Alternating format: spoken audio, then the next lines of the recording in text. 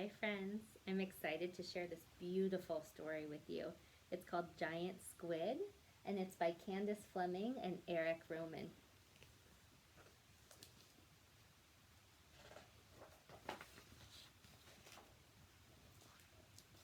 Down, down in the depths of the sunless sea, deep, deep in the cold, cold dark, creatures, strange and fearsome, lurk.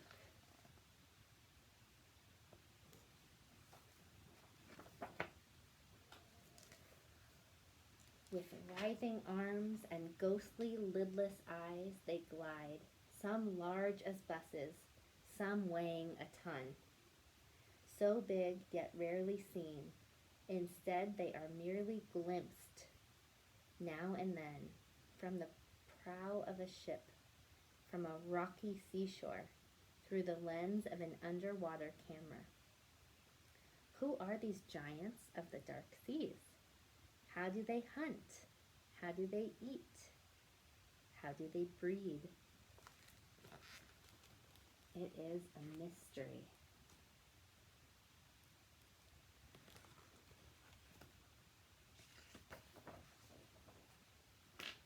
After all, how can you know about an animal hidden from view? You must rely on clues, as scientists do. Clues left behind by the creatures themselves, a tentacle, an eye, pieces found around the world, found over centuries by whalers and sailors and people walking the beach. You examine each piece, questioning and guessing, wondering at the weirdness of these baffling beasts. Beasts we call, what do you think? What are they?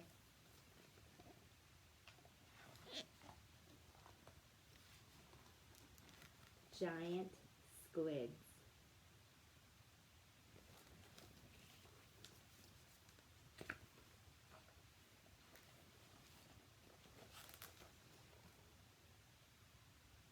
Here are its tentacles, two,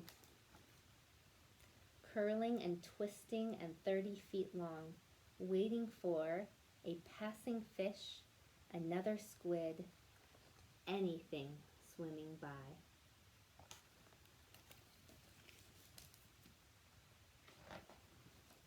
The tentacles seize their prey. They surround their thrashing meal. They latch on with powerful, sucker-studded clubs, row after row of suckers, suckers ringed with saw-like teeth that rip into skin and hold on tight. 8 coiling arms join in, pushing the prey to its beak.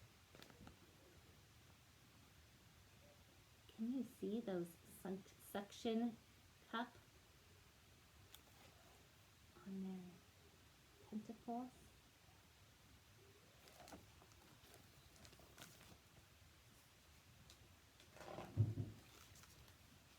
The beak, bone hard and parrot-like, it sits in the center of those 8 slithering arms, protruding from the creature's mouth, rotating from side to side, ripping apart prey.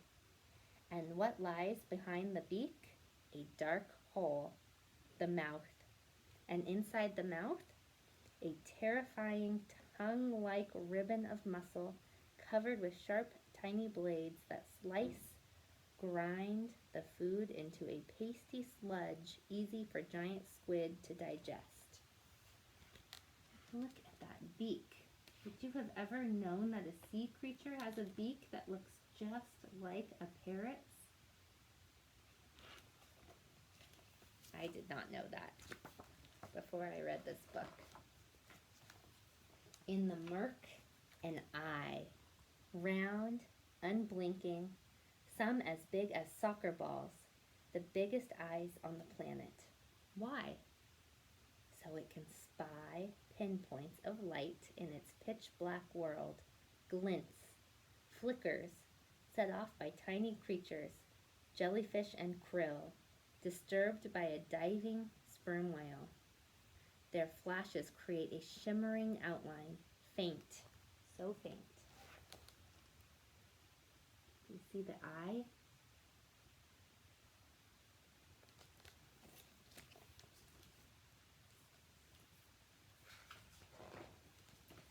But not faint for the big-eyed squid. The outline is a warning, time to flee.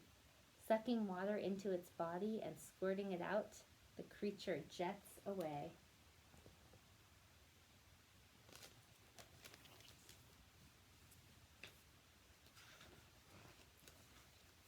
Danger past, alone once more in the murky depths, the creature floats, rising and falling at will. The squid is pinkish purple now, but any second it could change color. Maybe pale yellow, maybe silvery gray, maybe red with brown stripes, or orange with black dots. Which colors? Which patterns? It's another mystery. And why do they change? Maybe to impress a mate. Why do you think the squids are able to change colors?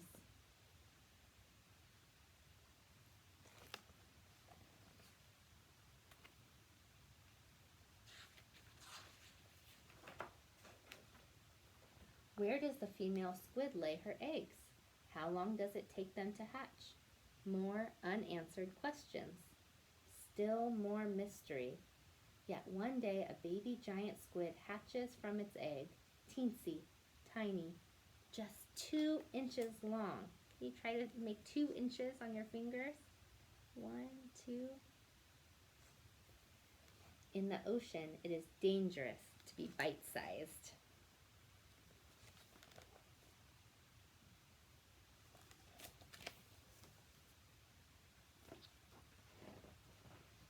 Watch out for that barracuda. Quick. See the teeny baby squid swimming away from the giant barracuda. Or they use the word jets. I like that, jets away. What did the squid spray? Ink.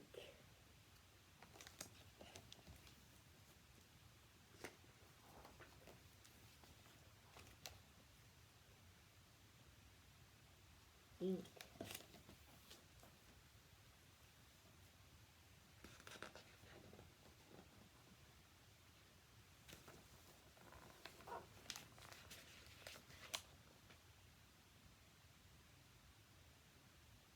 See if I can get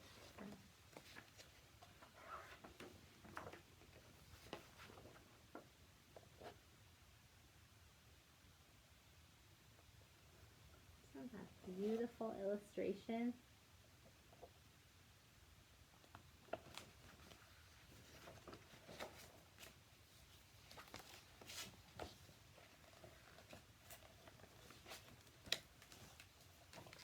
It's gone.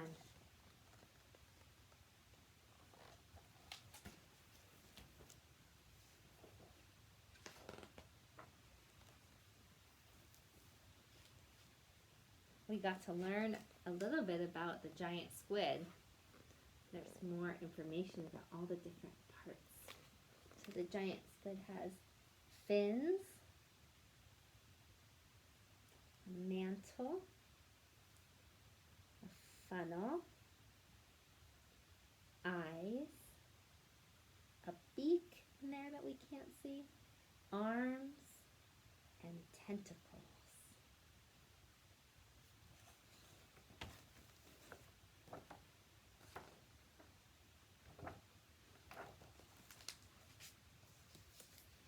I think that this is just fascinating, and it's a wonderful example of, even though we know so much about the world, there's still a lot that scientists don't know.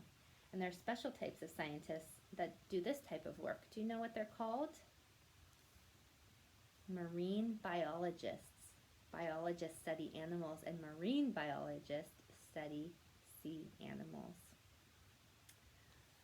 And because they live so deep in the ocean, and because they go away when they see other people or other animals around, there's so little that we know about them.